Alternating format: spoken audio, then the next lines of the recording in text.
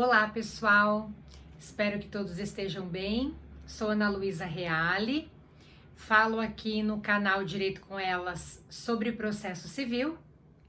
E no vídeo dessa semana, pessoal, em comemoração, ao Dia Internacional da Mulher, que se comemorou, agora no dia 8 de março, a gente vai falar um pouquinho aqui sobre um assunto que tem a ver com essa temática, da mulher. E aí, gente, eu queria colocar a seguinte questão aqui para vocês.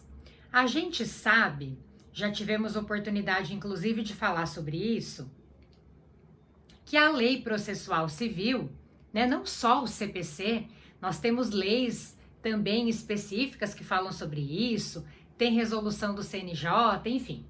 Então, o ordenamento num contexto mais geral, ele tem estabelecido para a gente o quanto é importante os mecanismos de autocomposição para a resolução dos conflitos, ao lado, gente, de outros mecanismos que a gente tem aí também, cada qual adaptável a um determinado conflito.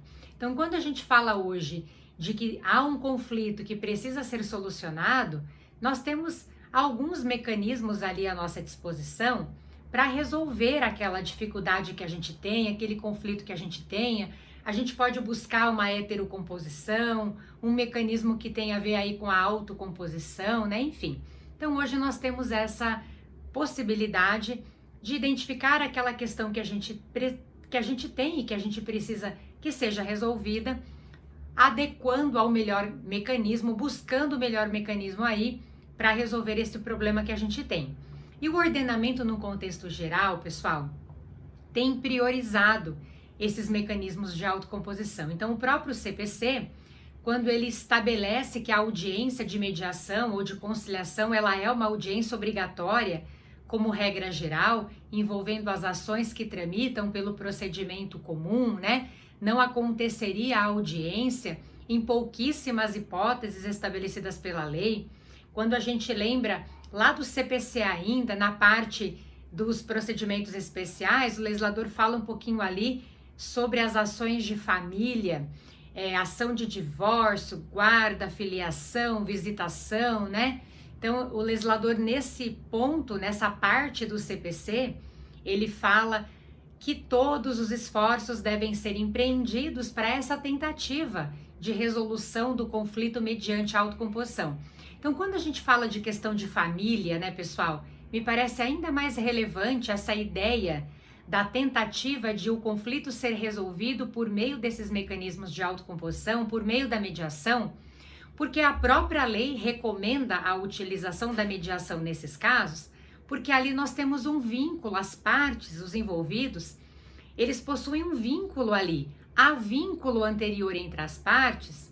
Então, é bacana que se tente uma mediação dentro desse contexto, até para a preservação desse vínculo.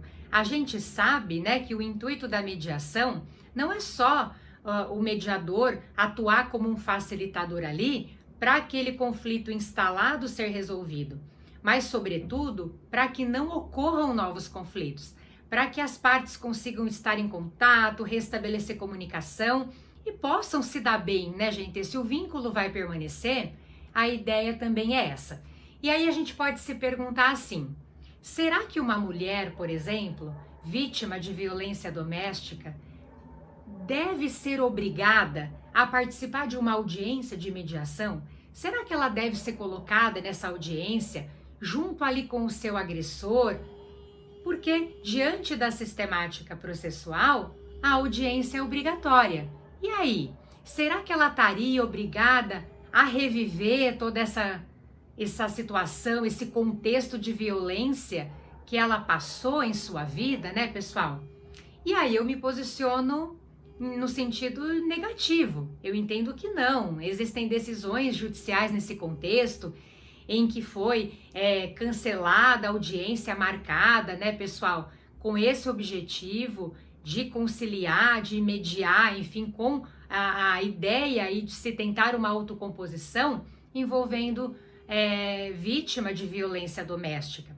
Então, se a gente for considerar até mesmo os princípios as normas que regem esses mecanismos de autocomposição, né? O princípio do empoderamento, da autonomia da vontade. Como é que essa mulher colocada nesse ambiente vai, né, colocar ali de fato o seu desejo, vai se sentir à vontade para expor as suas dificuldades, vai se sentir empoderada, né, pessoal? A ideia do empoderamento é aquela ideia de que as pessoas envolvidas no litígio, elas têm total condição de assumir o controle da situação, de decidir o que é melhor para a vida delas, né? Mas não nesse contexto de total fragilidade, de total situação, contexto de violência.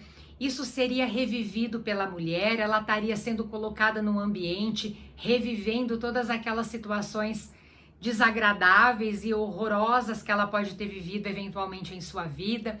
Fora que ela pode estar exposta a novas agressões. No momento mesmo da audiência, ela também está em risco, né, gente? Pode ocasionar questões psicológicas ali, oriundas dessa situação.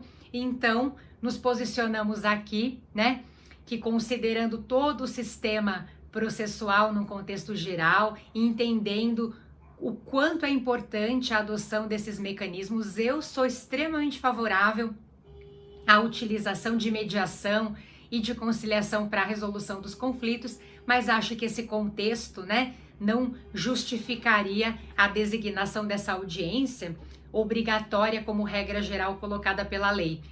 O CPC, inclusive, diz que se a audiência é marcada, se a parte não vai, se ela não se faz representar, se ela não justifica, né, gente, a sua ausência, tem uma multa, inclusive, que ela pode sofrer ali.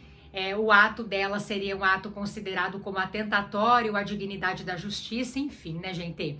Então, talvez nesses casos, se o judiciário puder olhar com mais carinho, nem designar a audiência para não expor a mulher a essa situação de risco, a essa situação constrangedora, de dificuldade extrema ali, né, pessoal?